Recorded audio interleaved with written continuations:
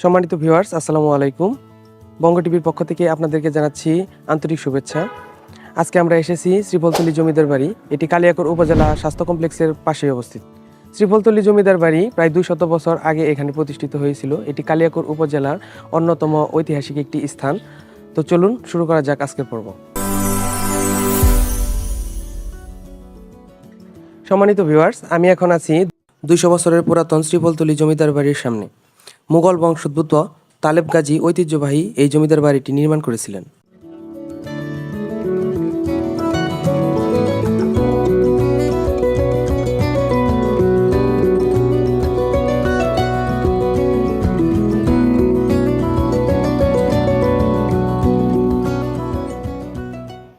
রাজধানী ঢাকার খুব কাছেই গাজীপুর কালিয়াকৈরের শ্রীফলতলী জমিদার বাড়ি।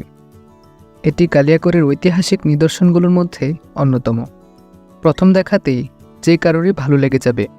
অন্যান্য জমিদার বাড়ির মতোই এখানেও রয়েছে জমিদারির দুই তরফ, একটি পূর্ব তরফ এবং একটি পশ্চিম তরফ। বর্তমানে এই বাড়িতে কাঠামোগত কিছু সংস্কার চোখে পড়ে। এখনও সেখানে জমিদারের উত্তরপুরুষ আপেল সাহেব পরিবার নিয়ে বসবাস করেন। কিছুদিন পূর্বেও এখানে নাটক সিনেমার শুটিং করা হতো, কিন্তু বর্তমানে এখানে কোনো শুটিং করা হয় না এবং কর্তৃপক্ষের অনুমতি ব্যতীত এখানে জনসাধারণের প্রবেশ নিষেধ। ইতিহাস থেকে জানা যায় এই জমিদারির ইতিহাস প্রায় 200 বছরের পুরনো। মুঘল বাংলার বিখ্যাত ভূঁইয়াদের মধ্যে অন্যতম ছিলেন ভাওয়াল গাজী।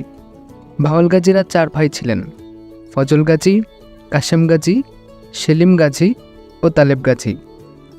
ভাওয়ালগড়ে মূল রাজবাড়ি থাকলেও তালেব গাজী তার বসবাসের জন্য গাজীপুরের কালিয়াকৈর থানার শ্রীফলতলী নামক স্থানে তার জমিদার বাড়ি নির্মাণ করেন।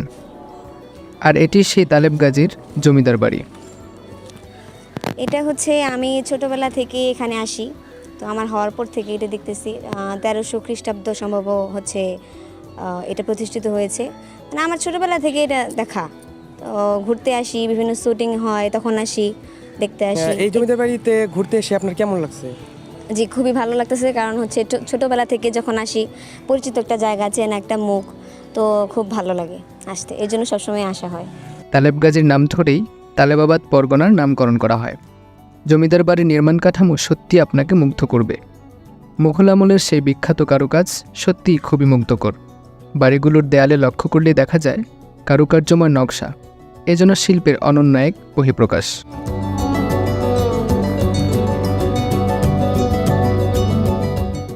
পশ্চিম তরফের বাড়ির গেটের বংশতালিকায় উল্লেখ আছে বিখ্যাত তালিবাবাদ পরগনার 9 আনা অংশের মালিকানা নিয়ে গঠিত শ্রীফলতলী জমিদার এস্টেট। এই এস্টেটের প্রধান কর্ণধার খোদা নেওয়াজ খান। তারা তুরস্কের অধিবাসী ছিলেন। ইসলাম ধর্ম প্রচারের জন্য তারা ভারতবর্ষে আসেন।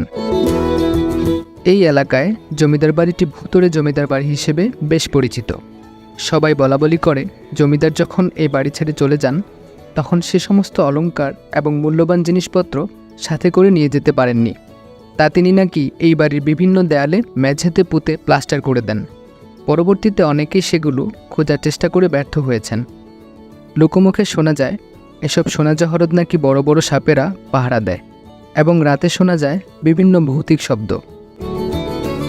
এই গাছে নতুন বউ নামতো, শুটিংয়ের মেয়েরা দেখতো, ছেলেরা দেখতো।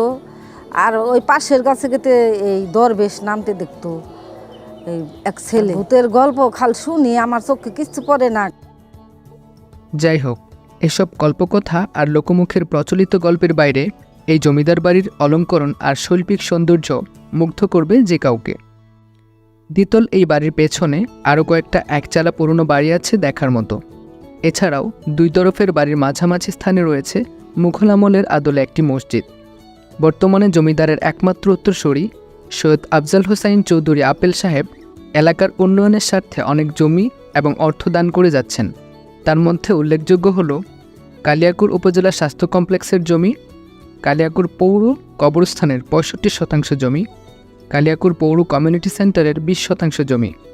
এছাড়াও প্রতিষ্ঠা করেছেন ফাতেমা খাতুন সরকারি প্রাথমিক বিদ্যালয়, যা বর্তমানে অনুমোদিত হয়েছে, কায়সার ভানু চৌধুরী মহিলা কলেজ, যা বর্তমানে নির্মাণাধীন রয়েছে, জামিয়া আরাবিয়া রহিম নেওয়াজ খান মাদ্রাসা কার্যক্রম চলমান রয়েছে।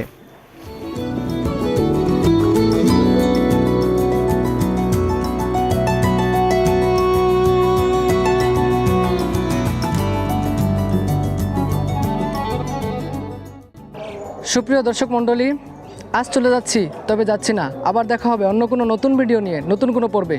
আজ এ পর্যন্তই, ভালো থাকবেন সে পর্যন্ত। আল্লাহ হাফেজ।